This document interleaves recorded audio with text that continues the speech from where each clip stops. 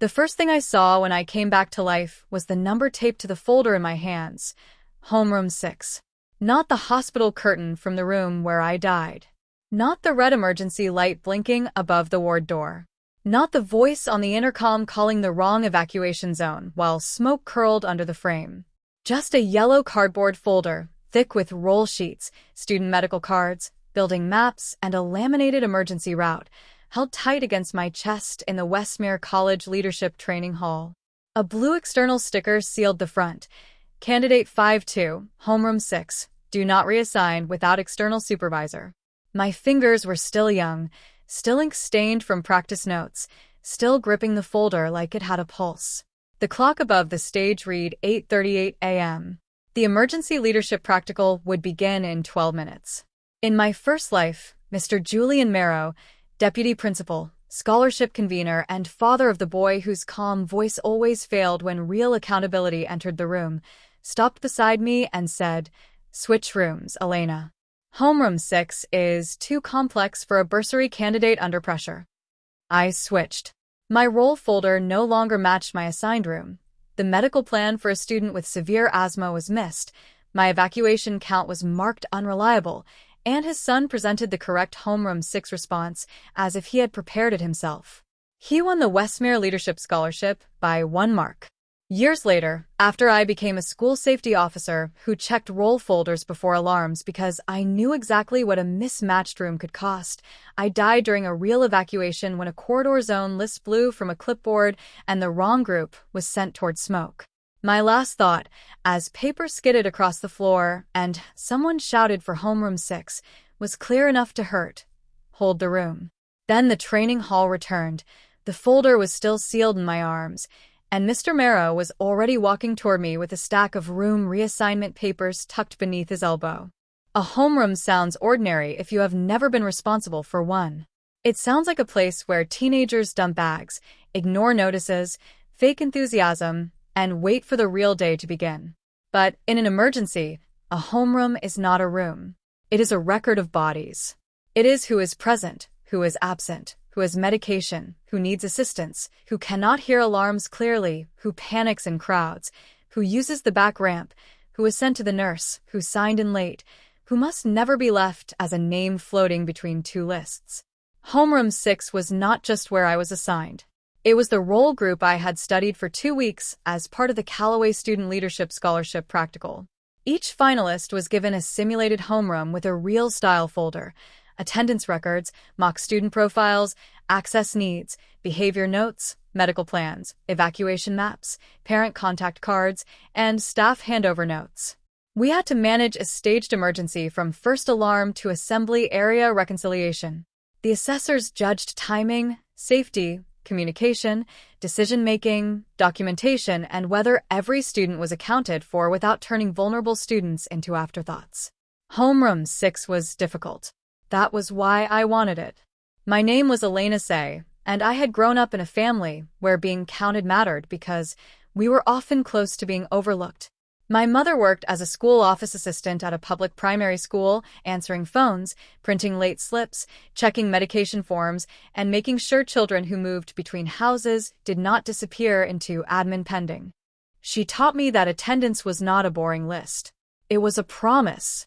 My father drove community transport until a shoulder injury pushed him into dispatch, where every passenger had a pickup point, mobility note, phone contact, and return time. If one box was wrong, an elderly man waited in the heat or a woman with a walker stood in the rain. My younger brother Sammy had asthma that became dangerous during winter sports days and smoky afternoons. More than once, my mother had marched into school offices with his puffer plan because someone had filed it under last year's class. "A child does not stop needing air because the folder moved," she said. That sentence became a law inside me long before I knew I wanted to work in schools. Westmere College loved leadership because leadership looked good in photographs. Blazers, badges, assemblies, students holding clipboards, smiling faces beside words like service, courage, resilience, initiative. The Callaway Scholarship was the prize attached to that image. Full final year tuition, a leadership placement with the Department of Education Safety Team, a university mentor in youth policy, and a recommendation letter that could turn a bursary student into someone adults described as future principal material instead of financially assisted. The final practical was famous for being brutal. Candidates did not write essays about leadership. They were placed into a simulation where alarms sounded, students gave contradictory information, medical cards mattered, radios failed, and the final assembly count had to match the roll. The point was simple. Anyone can sound calm in a speech. Real leadership is whether the quietest student gets out the right door with their medication plan followed. Mr. Julian Marrow chaired the program like a man who believed leadership belonged to families who already knew how to stand at microphones. He had silver hair, square glasses, and a voice that could make a threat sound like a staffing suggestion. He wore navy suits, carried a leather folder, and kept a fountain pen clipped to the inside pocket, where it appeared only when someone's future needed recording. Parents trusted him because he remembered names. Staff deferred to him because he controlled prefect appointments, scholarship references, room allocations, leadership reports, and the invisible machinery that made one student promising and another not quite ready. His son, Adrian Marrow, was Westmere's leadership prince. Calm smile, clean blazer, prefect badge, perfect assembly voice, the kind of boy who could say, "Move in an orderly fashion," and make adults believe order had occurred. Adrian was capable. That mattered. He was not a fool. But he loved leadership as performance more than responsibility. In practice drills, he looked excellent until a role discrepancy appeared. Then he spoke more slowly, smiled harder, and waited for someone else to find the missing student. Homeroom 6 was the folder no one wanted because it contained complexity that could not be solved with a loud voice. 26 students. One wheelchair user with a preferred ramp route. One student with severe asthma and a smoke trigger note. One student with auditory processing difficulties who might not respond to the first alarm. One student marked late arrival expected from the music room. One mock behavior note warning that a student might leave the assembly area to find a younger sibling. 2 visitors signed in for a mentoring program. A temporary room change from 6B to the library annex due to ceiling repairs. A handwritten addendum from the nurse. Asthma medication held in emergency pouch attached to Homeroom 6 folder. Do not separate from roll. I had studied every card.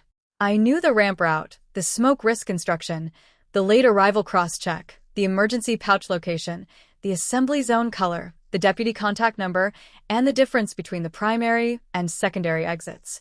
Homeroom 6 was not too complex for me. It was exactly the kind of complexity I trusted. In my first life, I was assigned Homeroom 6 at 8:12. The external assessor, Ms. Imani Clark, scanned the folder barcode, matched it to my candidate card, and said, "Candidate 52, Homeroom 6.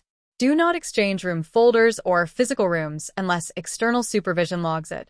Folder must remain with assigned candidate." I nodded. I heard her. I held the folder against my chest. I even checked the emergency pouch tab like my mother had taught me to check medication forms. Name, condition, location, action.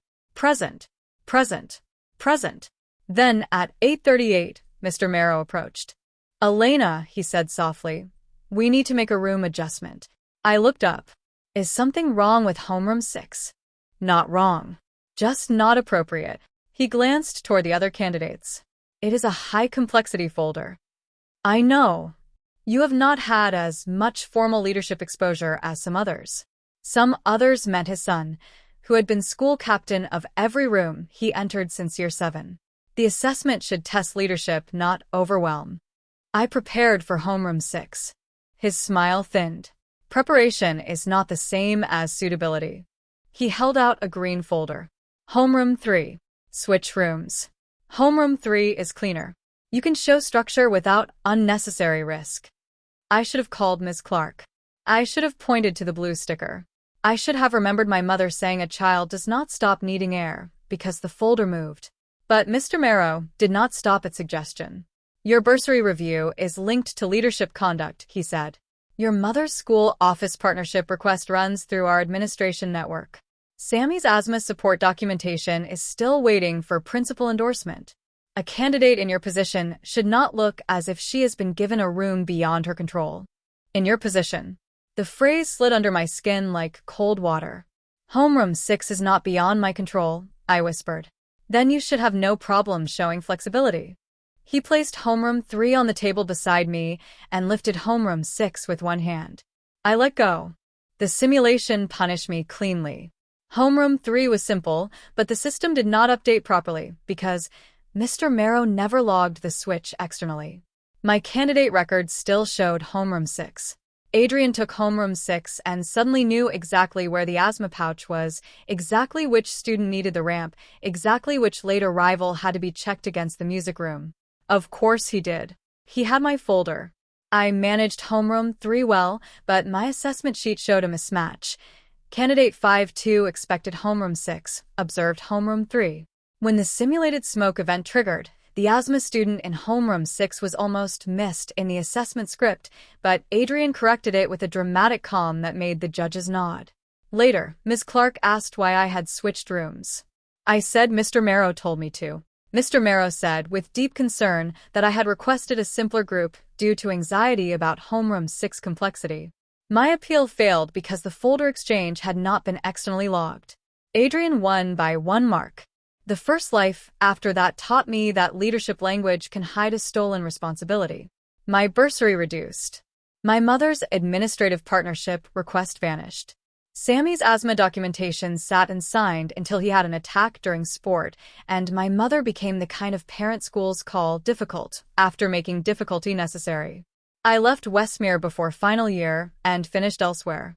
Later, I became a school administration officer, then a safety coordinator, then the person who made principals sigh because I asked where every roll folder was before drills, whether medical pouches matched students, whether room changes had been logged, whether temporary groups had assembly zone cards, whether casual teachers knew who needed help evacuating.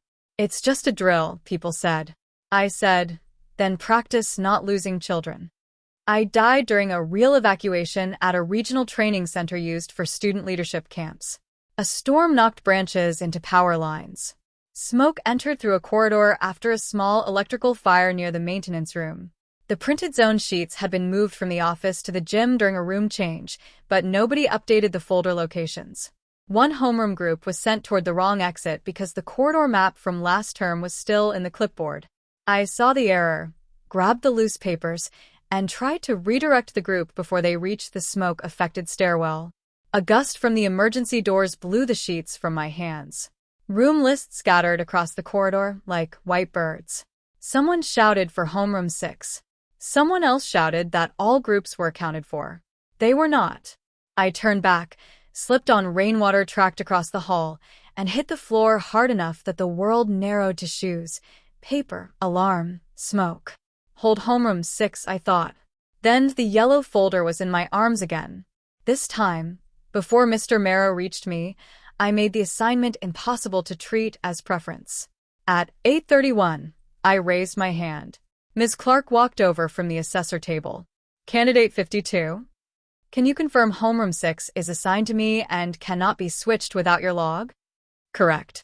Can you note that I am holding the folder and the emergency pouch is attached?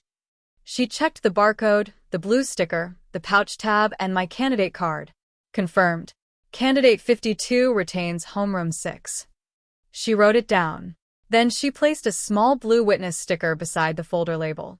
If anyone suggests a switch, call me. I will. My voice sounded steadier than my heartbeat. Mr. Marrow arrived at 8:38. Same navy suit. Same leather folder. Same calm, fatherly face. His eyes went to the new blue witness sticker. There it was, the pause. The first lifelike hot before it could dress itself. Elena, he said, we need to make a room adjustment. Homeroom 6 is externally confirmed. His smile held. That does not mean adjustments cannot be made. Only with Ms. Clark. This is a leadership suitability concern. Then put it in the log. His eyes cooled. Homeroom 6 is complex. I know. Homeroom 3 would allow you to show structure without unnecessary risk. No, the word sat between us, small and locked. He leaned closer. Do not be stubborn. Do not ask me to separate from a logged roll folder. Your bursary is not in Homeroom 3. Your mother's partnership is not in Homeroom 3. Sammy's asthma documentation is exactly why I am keeping Homeroom 6. That one hit him. His mouth tightened. You are making this visible. Leadership is supposed to be visible. He placed the green Homeroom 3 folder on the table anyway, then reached for the yellow folder in my arms. I stepped back. Please do not touch my assigned folder. His fingers closed on air. A candidate beside me looked up. Adrian, across the room, went still. I raised my hand. Miss Clark. She came immediately. Issue. I said clearly. Mr. Marrow is instructing me to switch from Homeroom 6 to Homeroom 3. Ms. Clark turned to him. Why? Suitability. Homeroom 6 is high complexity. Candidate 52 was assigned Homeroom 6 through external rotation. A simpler folder may better demonstrate her strengths. That is not your determination after assignment. I am program convener. And I am external assessor. No switch. Her voice did not rise. It did not need to. Candidate 52 retains Homeroom 6. Mr. Marrow smiled as if he had merely suggested weather. Of course. The practical began at 8:50. The alarm sounded 3 minutes in, sharp and ugly. I opened Homeroom 6, checked the roll, lifted the emergency pouch, and gave the first instruction in the calmest voice I owned. Homeroom 6, eyes on me. We are using the secondary library annex exit, not the main corridor. Liam, you are with Maya on the ramp route. Jonah, you are line marker. Tessa, you stay beside me until we reach assembly. The mock students moved. One tried to ask about a younger sibling. I acknowledged it, assigned a buddy, and kept the group moving. At the first checkpoint, the staged smoke sign blocked the normal path. I changed to the secondary route. At the library annex door, one student card marked auditory processing did not respond to the alarm cue, so I used the visual card from the folder and confirmed understanding. At the ramp, I kept the wheelchair route clear. At the assembly zone, I counted 24, then checked the late arrival note. One student expected for music room. 2 visitors signed in. I radioed. Homeroom 6, missing 1 scheduled late arrival for music room. 2 visitors accounted for. Asthma pouch present. No students released. The assessor beside me nodded once. It felt better than applause. Then came the pattern interruption. A mock student named Ben left the assembly area to find a younger sibling, exactly as the behavior note warned. I noticed within 40 seconds because the roll card had a red triangle beside his name.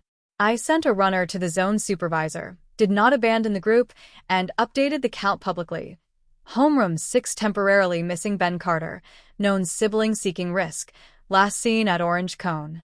He was returned by an assessor 2 minutes later. In First Life Adrian's performance, that moment had made him look heroic because he had found Ben dramatically.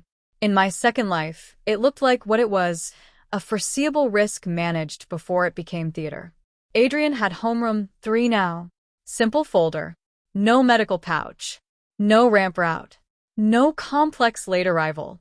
He looked polished for the first half and then strangely empty, like a speaker without a real room to lead. When the assessors introduced a surprise discrepancy, one student claiming her friend from Homeroom 3 was in the bathroom, he smiled, gave a calming statement, and failed to cross-check the bathroom pass log until prompted. His voice stayed smooth. His count did not. Leadership without accountability became performance again. The collapse came during the post-practical review. Because Ms. Clark had logged Mr. Marrow's attempted switch, she requested all room assignment papers from his folder. He resisted politely. Those are internal rotation drafts, she said. Then they will show the external rotation was followed. He opened the leather folder. A gust from the auditorium side door hit at exactly the wrong moment, or the right one, depending on your feelings about justice. The top sheets lifted. Room assignment drafts, reassignment notes, candidate rankings, and handwritten arrows flew into the air. Papers scattered across the training hall floor. One sheet landed near my shoe. I looked down before anyone could stop me. Move Elena Say from H6 to H3 if possible. Adrian to H6. H6 complexity favors prepared candidate. E. Say strongest medical/access response. Another sheet slid under a chair. If challenged, frame as suitability/support. Mr. Marrow lunged to gather them, but scattered papers are faster than guilty hands. Ms. Clark picked up the page near me. Captain Hale, the emergency safety judge, picked up another. Adrian stood frozen beside Homeroom 3, his face pale. Mr. Marrow's polished calm left him one paper at a time. His papers flew, and with them went every gentle explanation he had planned.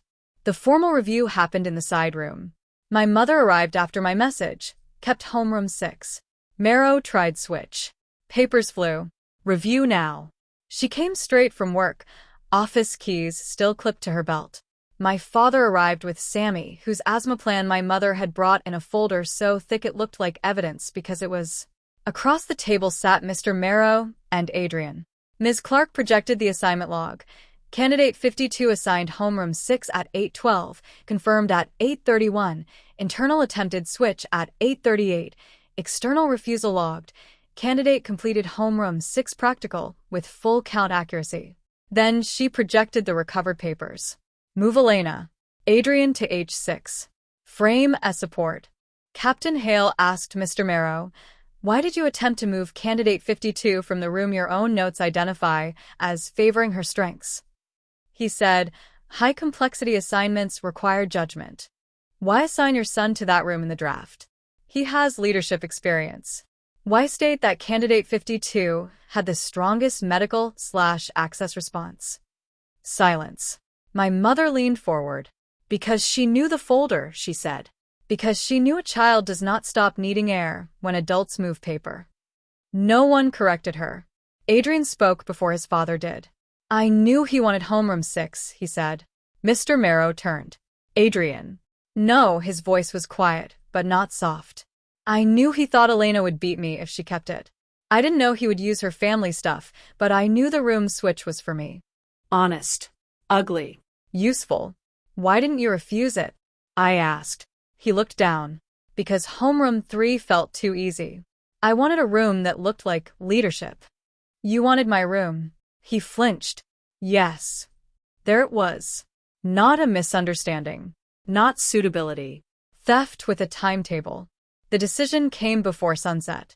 My practical score placed first. Adrian placed fourth after his count discrepancy and contaminated preparation were reviewed. Mr. Marrow was removed from scholarship convening and referred for misconduct review. The official findings stated that he attempted to induce a candidate to switch from an externally assigned homeroom folder, referenced family vulnerabilities in a coercive context, prepared candidate-specific reassignment notes to advantage his son, and attempted to frame the switch as support despite written evidence that the candidate was strongest in the relevant medical/access criteria. The report did not say he tried to steal Homeroom 6. Reports prefer longer phrases. But everyone in the room had watched the papers fly. The scholarship announcement happened in the training hall, with a Homeroom 6 folder placed on a table at the front. The yellow folder looked ordinary again. That made me love it more. Captain Hale stood beside Ms. Clark. "The Callaway Scholarship recognizes leadership that keeps people accounted for, especially when the room is complex," she said. This year's winning candidate maintained her assigned homeroom chain, managed medical and access needs correctly, and completed the safest evacuation reconciliation. My mother started crying before my name. Sammy whispered, "Homeroom 6 supremacy," and my father whispered, "We are absolutely not making shirts." The 2026 Callaway Leadership Scholar is Candidate 52, Elena Say. I walked to the front and took the folder before the certificate. Its edges pressed into my palms. Ms. Clark handed me the scholarship letter and a copy of the room assignment log. "Keep this," she said. "You held the room you were responsible for." That sentence nearly undid me. In my first life, I had let an adult tell me responsibility was too heavy for me, then watched his son wear it like a blazer. This time, I held it until the count matched. Mr. Marrow resigned before the board completed the full review. Officially, he stepped back to restore confidence in leadership assessment.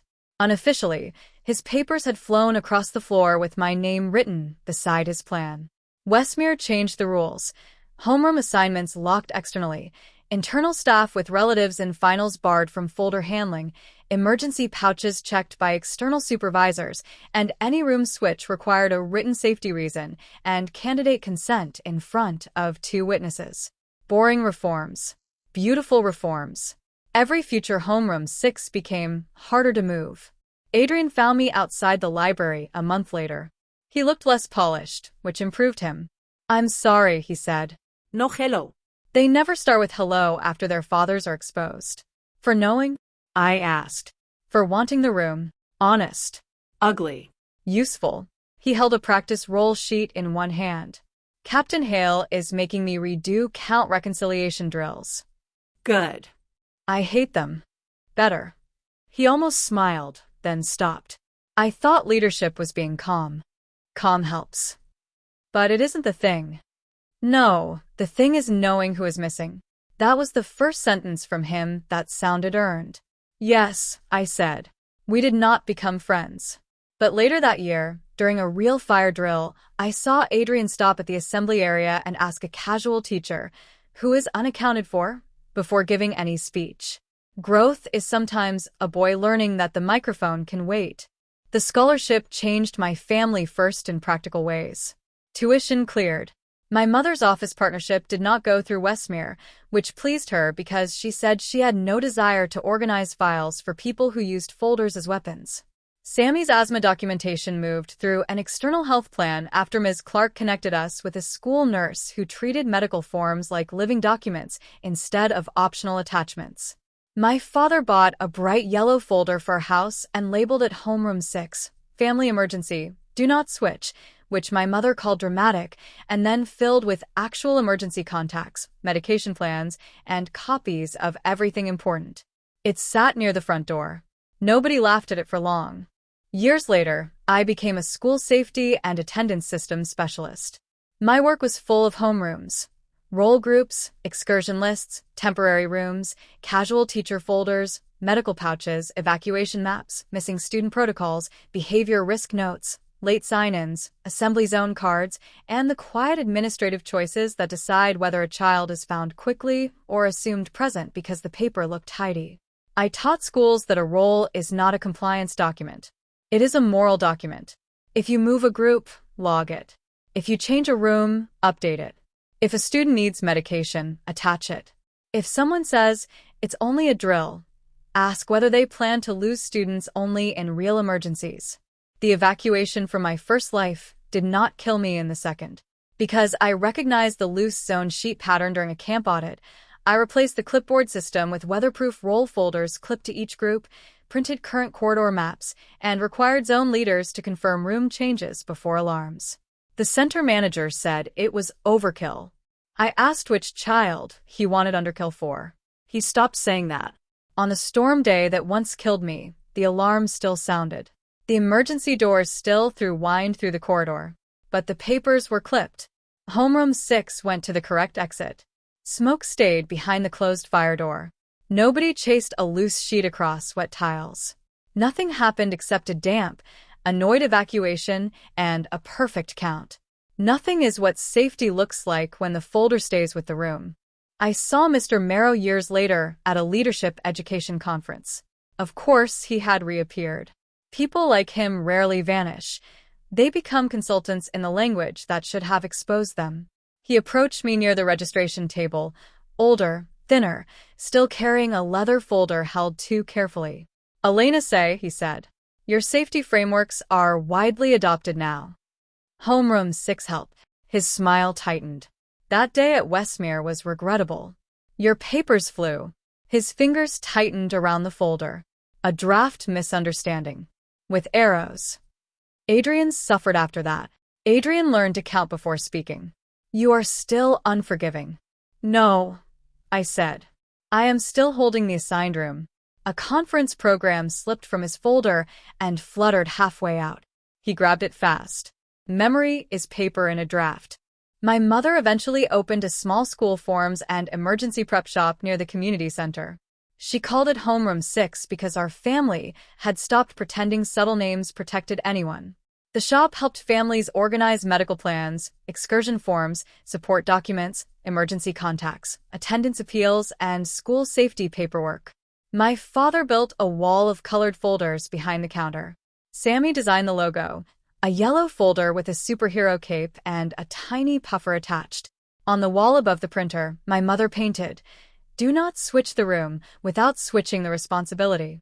Parents came in with half-signed forms, outdated plans, missing attachments, and stories about school saying they didn't know. My mother would say, "Then let's make it impossible not to know." Now, when I train student leaders, I begin with the homeroom folder. Not the speech. Not the badge. Not the assembly voice. The folder. Who is in your care? Who needs help? Who is absent? Who is late? Who might leave? Who cannot hear you? Who has medication? Where is the route? What changes if the corridor is blocked? Leadership is not being seen at the front. Leadership is knowing who should be beside you when you arrive. The simple version is true. I was reborn. I held homeroom 6. He told me to switch rooms. His papers flew.